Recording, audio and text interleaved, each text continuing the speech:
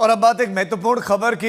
MP के बदजुबान मंत्री विजय शाह की कर्नल सोफिया पर विवादित टिप्पणी को लेकर विजय शाह पर आज सुप्रीम कोर्ट में सुनवाई है। सुप्रीम कोर्ट में एसआईटी अपनी रिपोर्ट पेश कर चुकी है और विजय शाह को एमपी में कैबिनेट की बैठक से दूर तो रखा गया, लेकिन अब तक बीजेपी ने कोई भी ठोस कार्रवाई इस बदजुबान मंत्री पर नहीं की। संजय शर्मा हमारे संवाददाता हमारे साथ हैं। संजय, आज कोई फैसला आने की उम्मीद करें और सुनवाई को लेकर क्या क्या अपडेट आपके पास? सुनवाई के लिए अपडेट ये है कि एसआईटी ने अपनी स्टेटस रिपोर्ट दाखिल कर दी है कि जांच में अब तक जो प्रगति हुई है वो उससे कोर्ट को बताया है। सील कवर में रिपोर्ट वहां पर कोर्ट के पास पहुंच गई है। अब उस रिपोर्ट की सील खुलेगी, उसके बाद लिफाफे से निकलेगी सील बंद रिपोर्ट, तब पता चलेगा कि आखिर उसमें क्या फाइंडिंग्स बताई गई हैं और साथ ही ये कि आगे उन पर क्या कार्रवाई हो सकती है।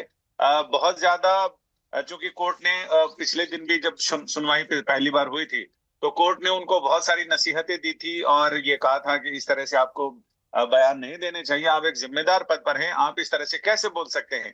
तो अब ये देखना दिलचस्प होगा कि आखिर उन्होंने अपनी सफाई में क्या कहा है, क्योंकि जब टीम ने बात की होगी जांच एसआईटी ने, तो जांच टीम ने एसआईटी ने विजय शाह से भी बात की होगी और बाकी अन्य पहलुओं पर भी उन्होंने जांच की होगी।